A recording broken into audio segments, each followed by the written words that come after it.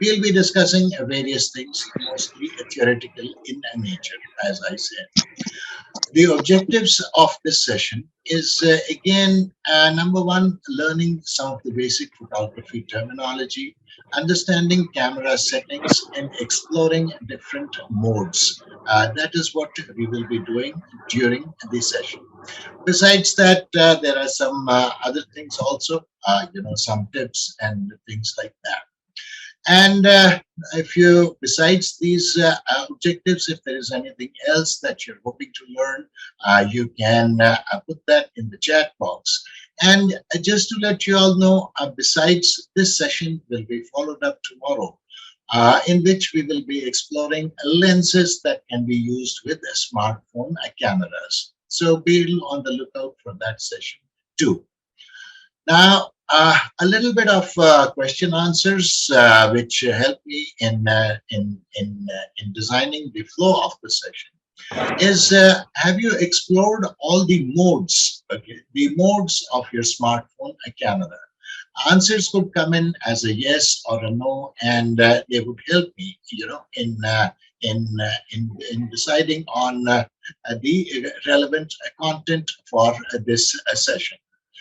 So moving ahead, and answers could come in at any time. And again, requesting those who are in the lobby to please join in, because then you get an opportunity to interact with me, who's the host, as well as the other members here on this session.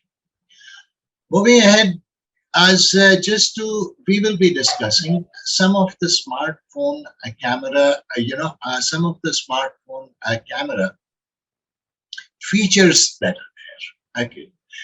And this is especially helpful for those who are on the lookout, or who are wishing, or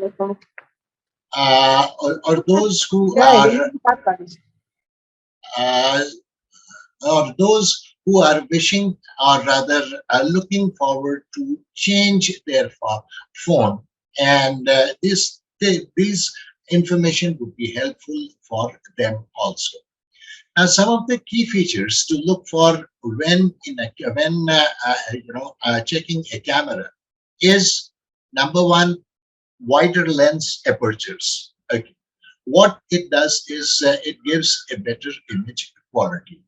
Okay. Secondly, pixels. Okay. Pixels, again, what it does is it gives the quality of the picture is great. Higher the pixels, better the quality. But not only limited to that, the pixels are great and the rest of the things are lesser. No, it has to be, a combination of other things also. Moving ahead, along with pixels, every camera has a sensor. Okay. And at the same time, every camera has a screen also. Now, both these things, they play a very important role, especially the sensor, because the sensor is that particular, section of the camera which senses the light, and accordingly, the apertures and the rest of the things, they open up or close and perform various functions. So the larger the size of the sensor, okay, larger in the sense that it's not huge or humongous, it is in inches, and the maximum sensor size is an inch. Okay, and that too on the upper end phones. Smaller phones, middle level or budget phones, have a smaller sensor. That's why we don't get very great pictures from the smaller phones as such. Screen size. Screen size is what we have on which we see the details of our phone. Screen size is important because here in a camera, in a smartphone camera, we don't have a viewfinder. Whatever we see, whatever the camera is looking at, we see that on the screen. So larger the screen, the better it is. Smaller the screen, then we have to strain our eyes to see the details that the camera will be capturing. Secondly, Post that, lenses and zoom. Okay. Nowadays, especially over the last couple of years, smartphone cameras have the quality of cameras has improved tremendously. Okay. And we find more than one lens. Okay. Some phones have two lenses, some of them have three, some of them four. Now, these lenses, what they do, they have different focal lengths. Okay. And as per the settings or as per the sensor function, the lenses are selected automatically and the best picture is clicked. So more the lenses, the better it is. But yes, as we are looking at betterment, we also have to see that the costs also go up, because that's an additional feature or an additional accessory. And zoom. Zoom is also there, and we will be discussing more about these, when further on. There is another feature that is there in the phones, which is known as optical image stabilization. Okay. What it does is that when we are clicking a picture or a video, okay, uh, I would say great photographers, one of their best qualities is that their hands do not shake. They are rock steady as far as the hands are concerned, and so they can click great pictures. But not all of us are blessed with that kind of a quality. When we try and click a picture, the hands shake, and the sensor of a camera is so strong that it detects the motion there, and that motion has an effect on the quality of the picture, especially a video. Okay. What optical image stabilization does is it automatically stabilizes, tries to stabilize the picture to its best level. Okay. Then, besides that, the other features that we look for, we have this in most of the phones now, is HDR. Okay. It is called as, this is an abbreviation, or better known as high dynamic range. We will explore this when I connect my camera here. What it does is, especially when we use this function when we are more capturing more of outdoor photography, and that too landscapes. And when we are doing that, when we are clicking such a picture, this particular feature, it captures a range of shadows and highlights, okay, which otherwise are, are normally are a no-no when doing photography. Okay. Besides that, within a smartphone, we have camera control options. Okay. Now, these are into majorly divided into two sections, which is professional or pro and slash manual. Okay. This is good for those individuals who have a decent knowledge of photography. I wouldn't say great knowledge, but just a decent knowledge, or slightly, the intermediate level. Because from here, using these options, we can change various settings, which are otherwise automatically adjusted by the sensor when we click pictures there. Of course, from the video point of view, if the camera is 4K ready, 4K means 4,000. Okay, we always read that, especially when we are looking into any kind of a screen.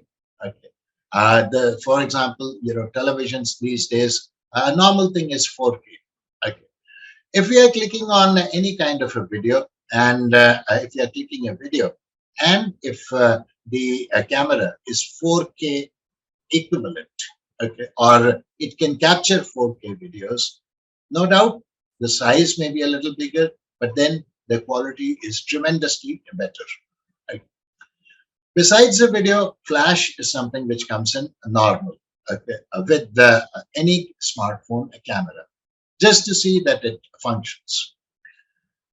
Now, these were some of the components which were literally specific to camera. Besides the camera, there are a few things that we need to look into, especially in a smartphone.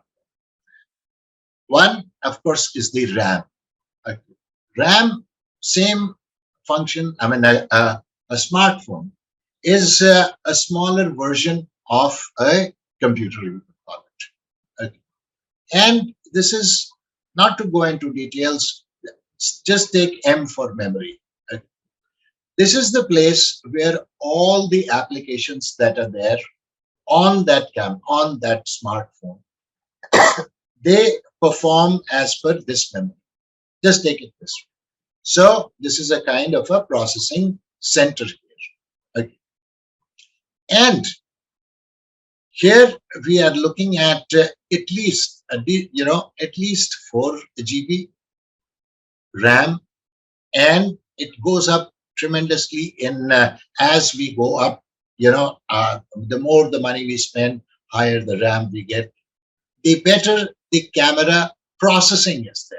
Processing means, things like shutter speed or the click, how quickly does it kind of capture everything.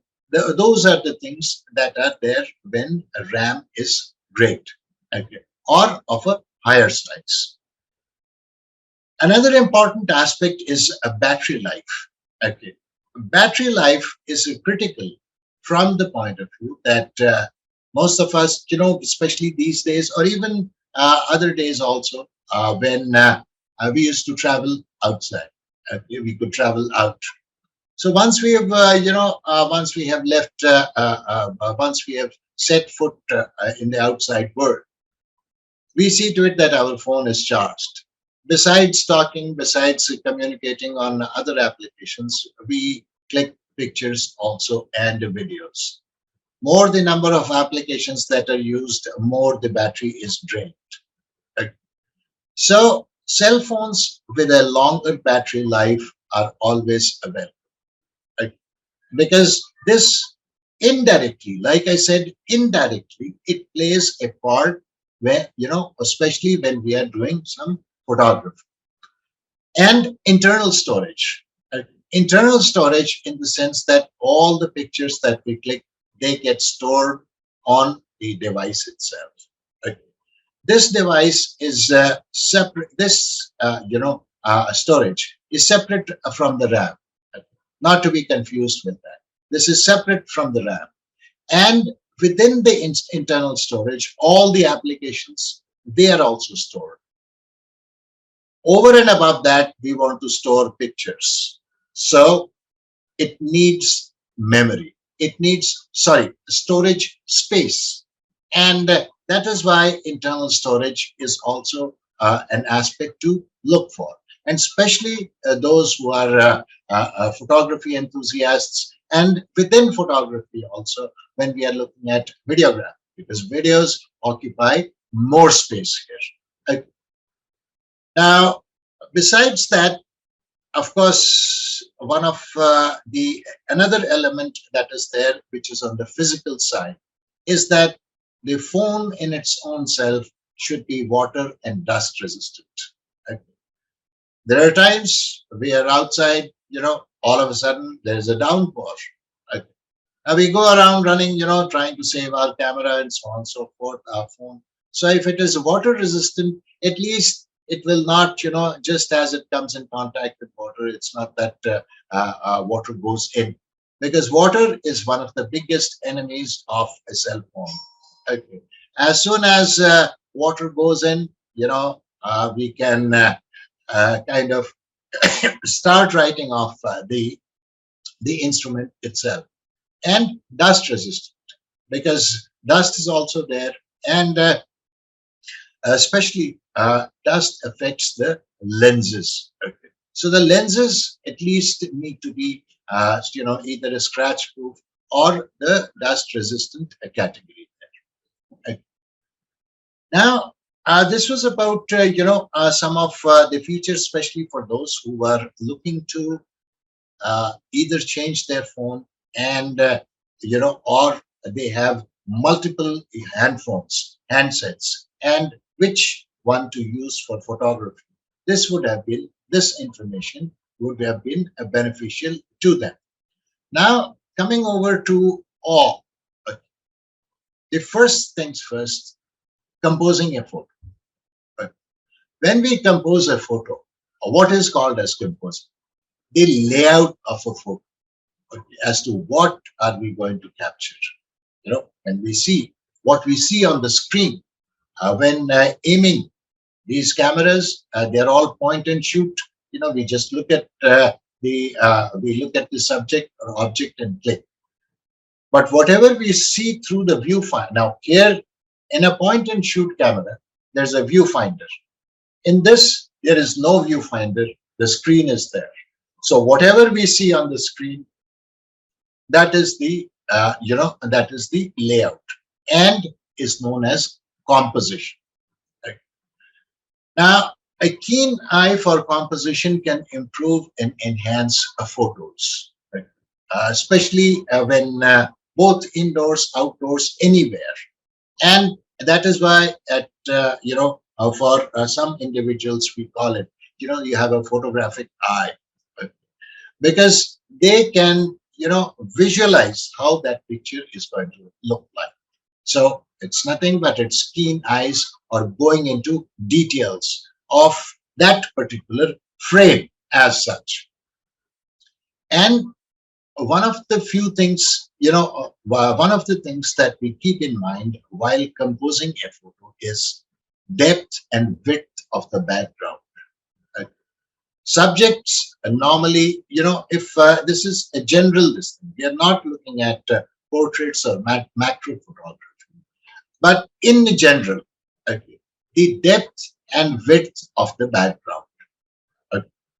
In the sense that if depth means how far, depth would also relate to how far is the camera from the subject or object, and the width of the background. Okay.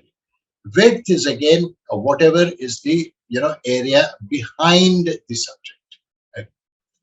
Secondly, when we are clicking in group pictures or people, even individual pictures, what we do is we avoid mergers. Mergers means overlapping of body parts until and unless it is a pose or a posture that is there. Okay.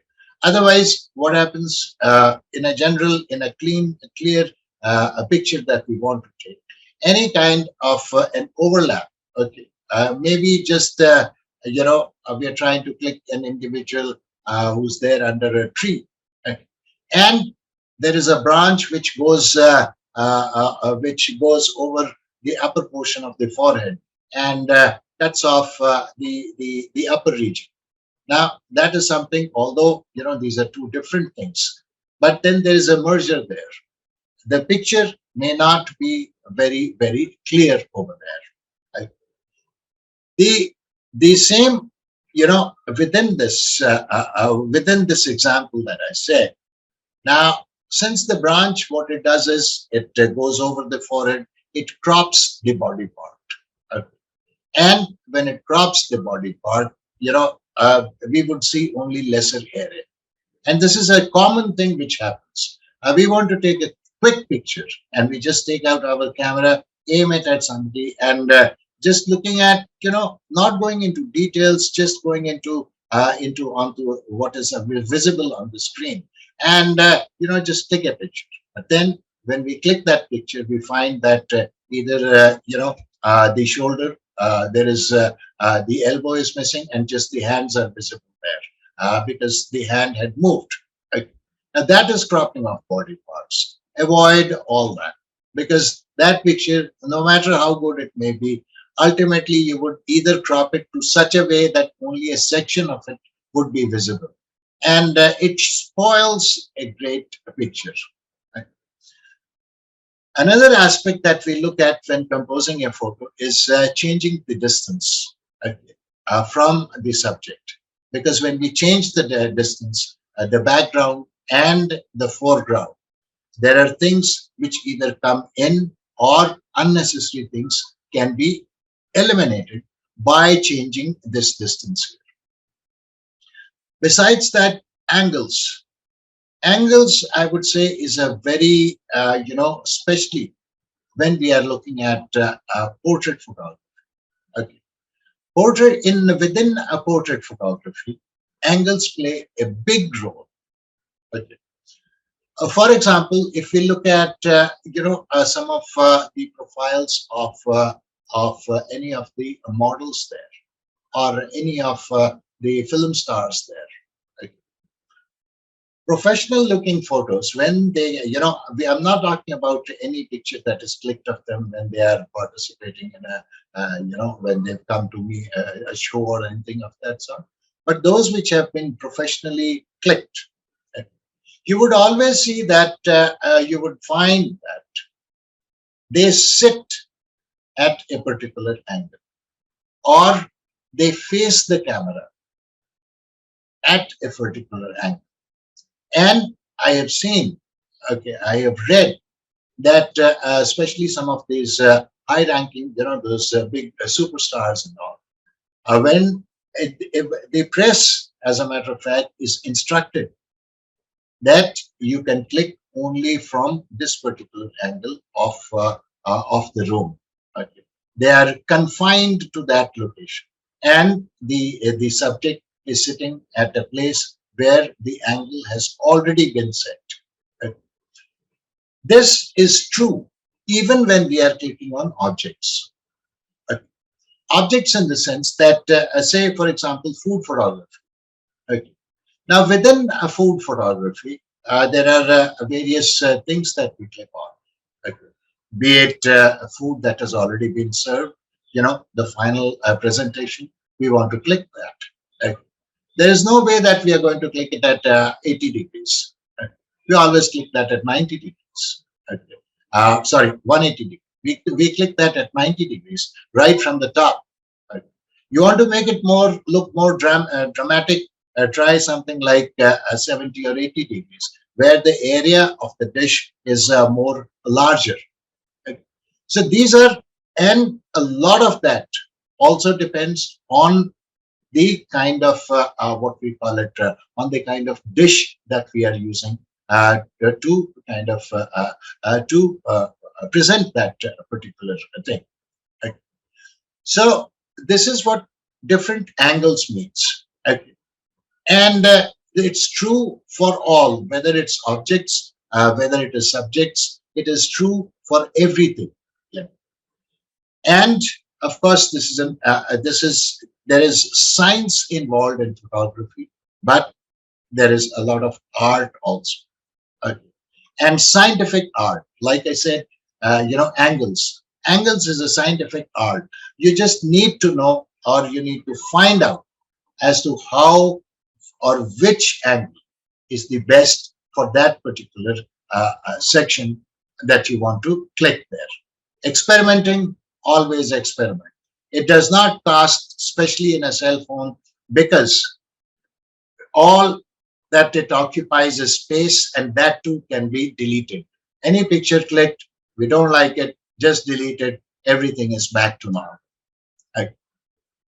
Now, if suggestions, if any, from any individual can also come in, and this is an interactive session as always. And I I prefer that individuals share their points also, their techniques also, so that we all benefit from each other's wisdom. Uh, so now coming over to some of the basic photography terminology, as we call it. We're looking at exposure. Okay. Now, within a camera, like I had said, some of the features that we're looking for. Every digital camera has a sensor. Okay. And the sensor is the part that actually, starts capturing the photo. Okay. And When a photo is clicked, the sensor as such is exposed to light for a fraction of a second, milliseconds, I would say, or very at depending on the kind of light that is available. Sometimes it is longer. Now, the total amount of light which is captured, that is called as the exposure. And that's why, you know, while in exposure, we either say underexposed photo or overexposed photo. Right? Underexposed means less light, overexposed means too much of light. So that is why exposure is a very critical element as far as photography is concerned, and even smartphone photography is concerned. Like it said, if the exposure isn't right, the photo can come out too dark or too bright. Normally, the camera sets the exposure automatically. Okay. And with each and every revision, with each and every manufacturer trying to sell their phones, newer features are being attached. Okay. Good old days, it was very limited features, but nowadays everything is more or less being automated here. Another aspect of photography is focus. Of course, there are various aspects, but we're just looking at the key aspects. Now, within focus, one of the prime things, is the subject should be the focus of the photo. Okay. Whatever you are clicking, until and unless, even if it's a landscape, okay, even if it's a landscape that you are clicking, have in mind what you want to click. Okay. First, we see without the camera, and we like a particular scenic or the scenic beauty of that.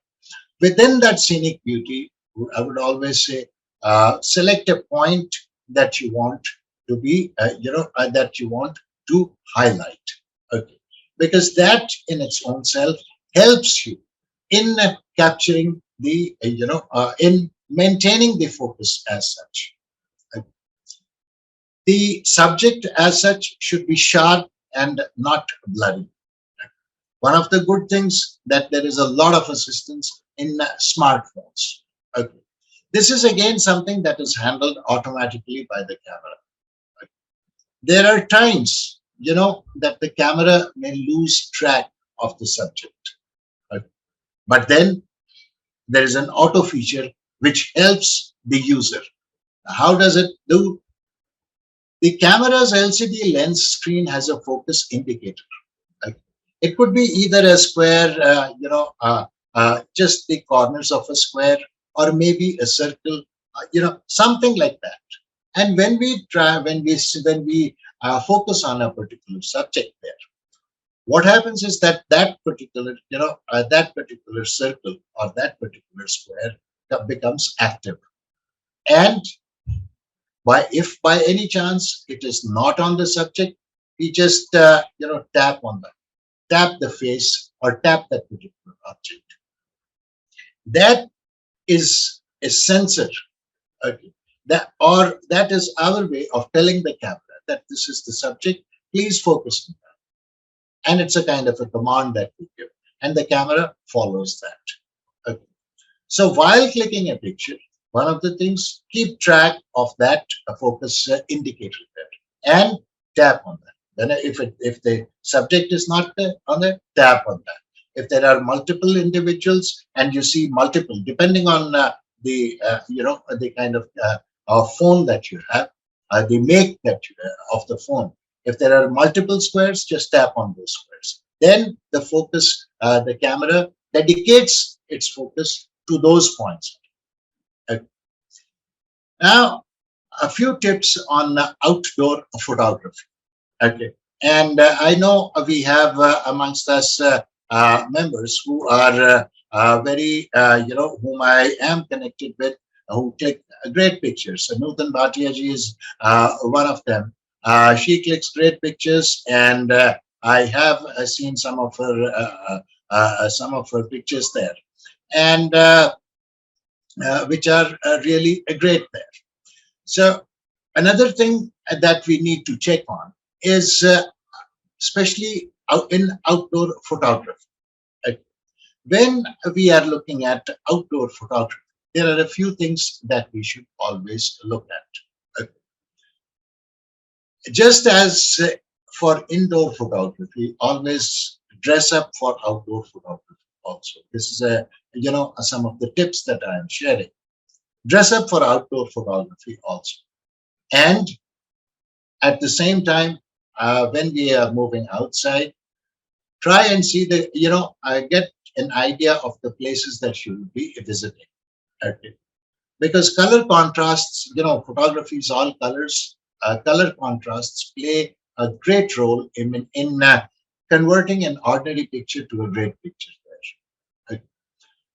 Now, for example, just otherwise, if we are more or less say going over into say a garden there, or there's a lot of greenery over there, and if I go out there within the greenery wearing a green outfit, pictures wouldn't be that great.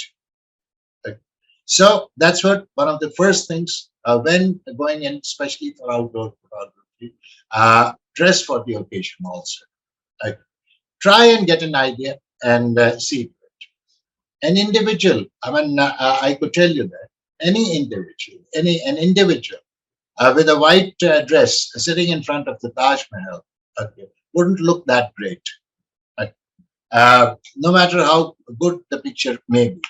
So try and mix and match colors in your dress. You cannot change the color of the surroundings, but at least we can change the color of the outfit that you wear. One. Number two, when going in for outdoor photography, try and keep a hat, okay, or a cap, whichever you are comfortable with.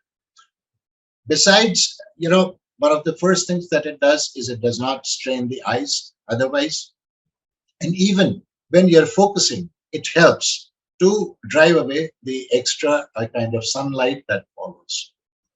Glasses. Okay. Please try and use sunglasses, not the very dark ones. Okay. And remove them when doing the photography. Okay.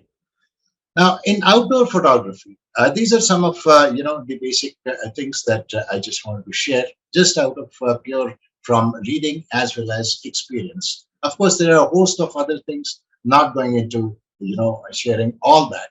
Maybe sometimes. Now, during the daytime, especially when we are outdoor, the main source of light is usually the sun there. And depending on the time of the day and the weather, the sun can give the photos a variety of looks.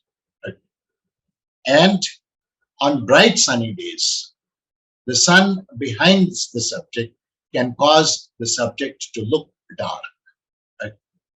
What we do in this case, is that we use the flash.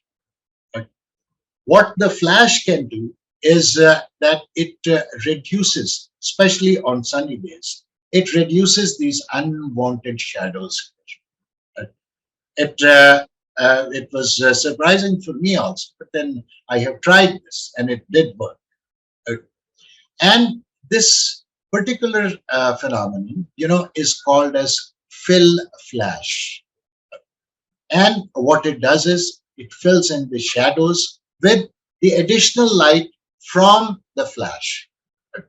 And then, those dark kind of things, they get eliminated there. Now, a few sections on indoor photography as we look at it. Indoor photography, the light, we have ample, we have ample sources of light there, including the sunlight that comes from a window. And we can play around with them, move them around to create the most appropriate light. When working indoors, one of the things about, previously there was a term that we used to use, we used to call it bright white light. Okay. It was more bright and it was white light. Nowadays, white light is not the trend. We use what is called as soft light. Soft light is something which does not hit the eye. It is more or less yellowish in color, or it has a hue, a yellowish tone there. And now, since it has that tone, what it does, it glows when it falls on a subject. It does not give out that harsh glow. It gives a soft glow, which enhances the details of the subject in a very subtle way, rather than the subject kind of popping out of the particular picture itself. Now, within indoors, we, like I said, we can move around, and change the direction, sit the other way. If we are, if there is natural sunlight, nothing to beat that. A natural sunlight is coming in, we can move around, and sit accordingly. And if we have multiple lights in the room, always experiment. Switch off one light, switch on the other, and see the effect of shadows. Okay. The effect of shadows, because as we move around with light, shadows play a great part there. Okay. And of course, by and large, I wouldn't stick to this statement, but more the light, better the photos. Okay. Generally, this is it's there are exceptions also, or exceptions to the kind of photography that you're doing. Okay. And at the same time, the quality of the light, like I said, nowadays, like it is not white. It's not white light. It's about soft light, warm light. Okay. And this plays a very important role, because sometimes, especially at home, indoors, it happens with me. I have an oily skin, okay, and my hair is flying out. Okay, it's on its way, and sometimes what happens when I'm sitting under a tube light, one of those tube strips, and somebody clicks a picture, there is a patch here, right at this place where my fingers are, and again there's a strip there because the tube light is reflecting off. Okay. And these kind of things, make or mar a picture. Very small details there. So look for them, especially when composing. And now this image that you see is an ideal image. Okay. This is an ideal image. Okay. If you see here, okay, if you see at this image, there is sunlight here, okay, coming from the windows, and it is a kind of reflecting on the leaves also. And from on the leaves, of course, we can, if we zoom it out, we can also see the veins and the midriffs, and all those parts of the leaf also. Like, there are shadows also on the walls. Now, this, to a great extent, is a kind of a perfect picture of a tree taken indoors with, using the light resources that were present at this particular location. Now, just that was about some of the tips there. Now, coming over to modes, a smartphone camera has various modes here. Now, within those modes are, of course, the portrait mode. We're looking at portrait mode. What it does, we'll be sharing information on that. When we click a picture in a portrait mode, it helps by capturing a sharp foreground. For example, individual snapshots are clicked in a portrait mode, because then the face and the facial features will be very sharp, and then the background will be softly blurred as such. And this is for mostly for close-ups of individuals or object photography also. And then we have the pano mode, which is called as the panorama mode.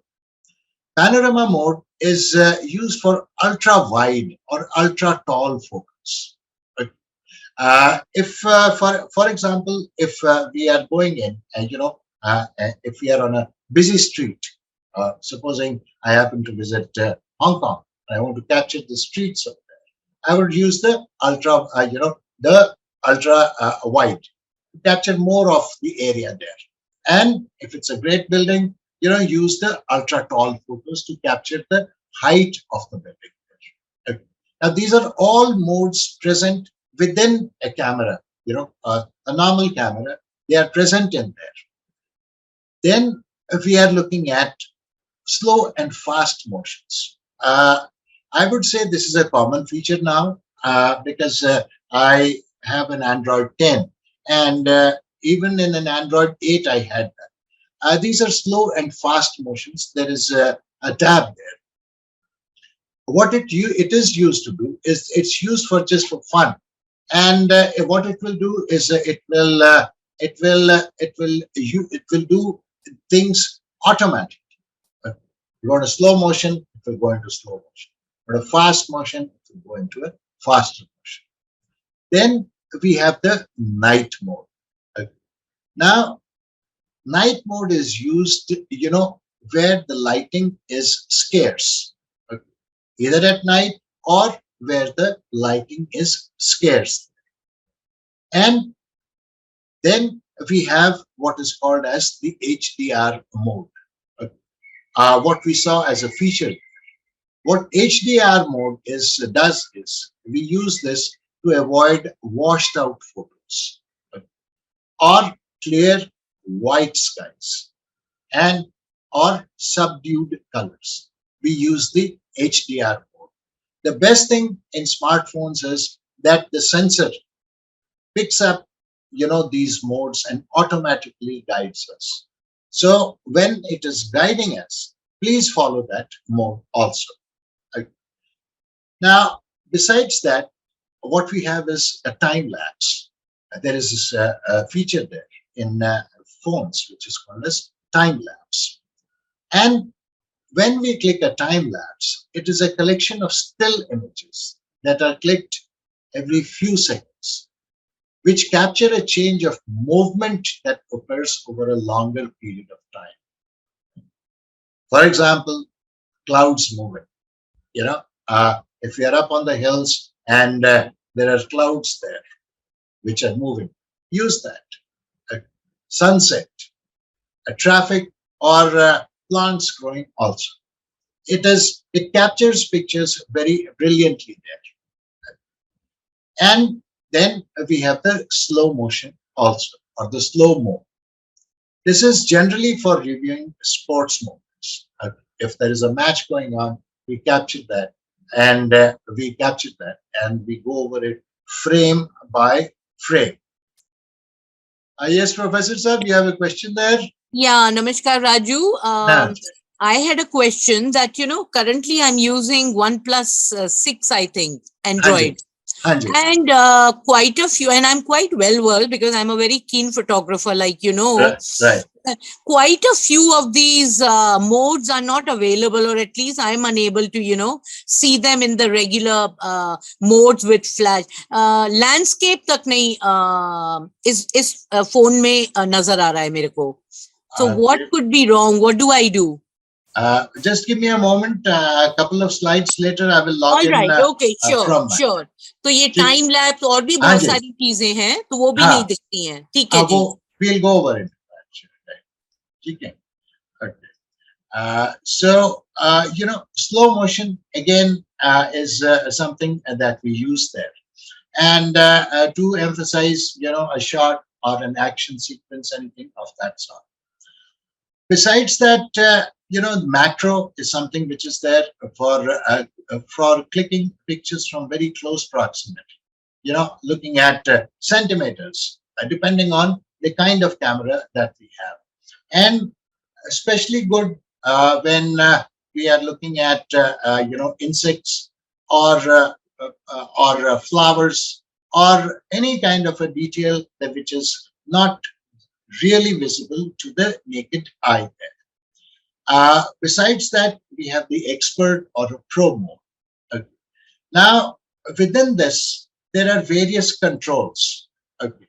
And this is the place from where, if you really look at it, the instead of being an automatic, sensor doing all the things, what it gives the controls to the individual to set all these things correctly. Okay. So we need to be a little bit of an expert, and then get into the pro mode. Okay. Now, of course, there are a few settings within the camera which can be changed. Okay. And depending on the situation. And there is a symbolic icon there. Okay. First is flash.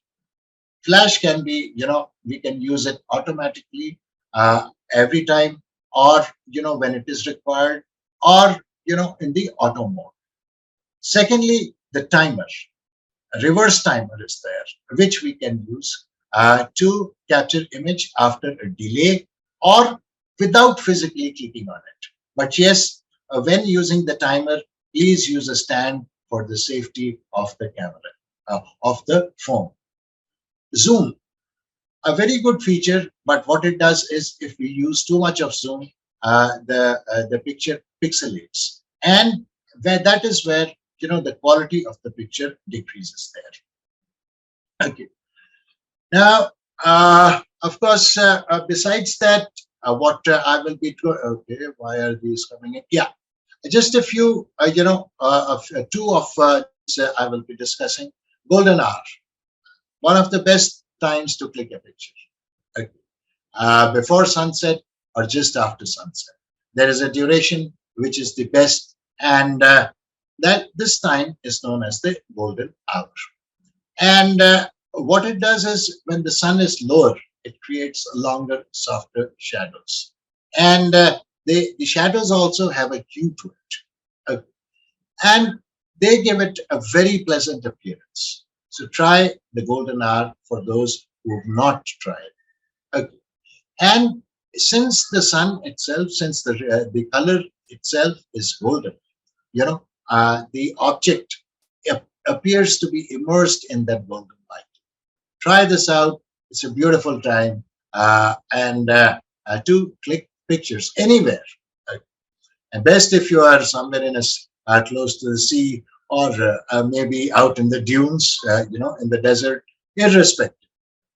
Now, this is a city life. Okay? This is Mumbai. Imagine with the amount of pollution in Mumbai, the golden hour gives us this effect, and this effect. This is the same location in Mumbai. This is a golden hour. Now, besides the golden hour, we also have a rule of thirds, which literally means that we do not place the subject in the center of the picture. It can be made great if we use the rule of the thirds.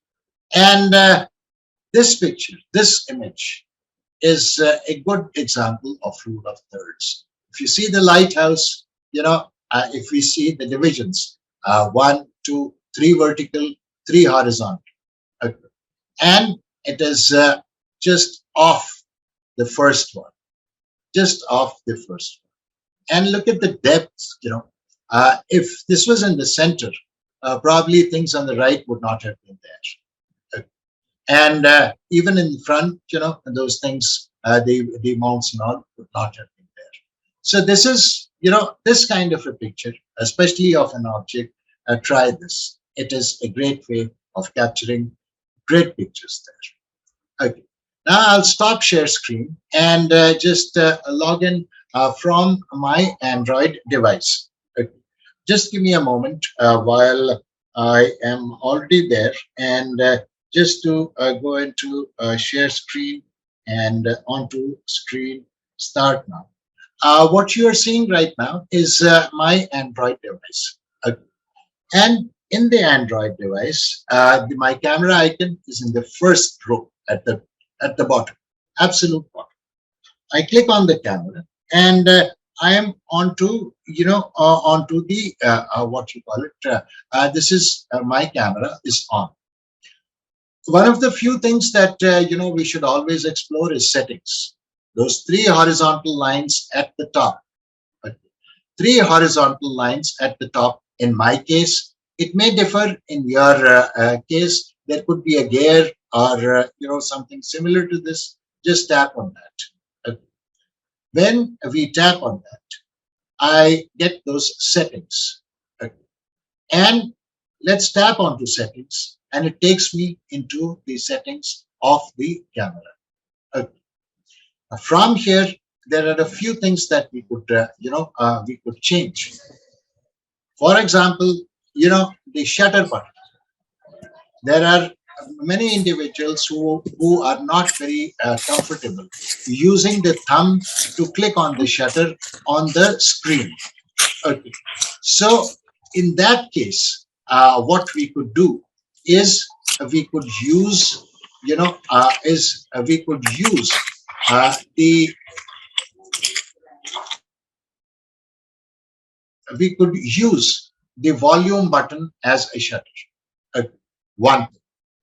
Number two, those who are do not wish to synchronize the photos to any application, you insert an SD card and save your photos there. Uh, That is number two that we can change. Number three, okay, is the fact of watermark. Okay. When we tap on watermark, whether we want to give the name, there are individuals who click professional photography. Okay. So if I want, the phone model, do I want it on or not?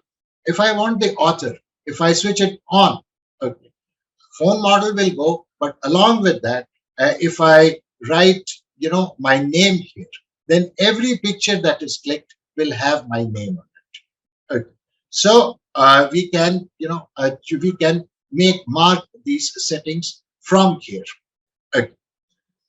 The other settings that we were talking about, okay, is now night mode. This is into night mode, video mode, okay, photo mode, portrait. Now, you see, as I go into photo mode, just look at it. At the top, if you see HDR, automatically comes into force there. Okay. And if I go into portrait mode, okay, there's nothing. That HDR is gone. Then I click on more. Okay. Not sir, if you are watching this particular section, when you go into more, okay, we hit the time lapse. Okay. Okay. And then we have the ultra macro. Okay. We have the slow motion and the pro option. Okay. I go into pro, and from the pro option, you see all these things we can change. Even the ISO, even the shutter speed, even the aperture, and so on and so forth. We can change all this. Okay. And now this is, of course, the expert level of photography. We can try to do that, but it will take some time to kind of gain expertise there. Now, besides that, in the more, we have the pano.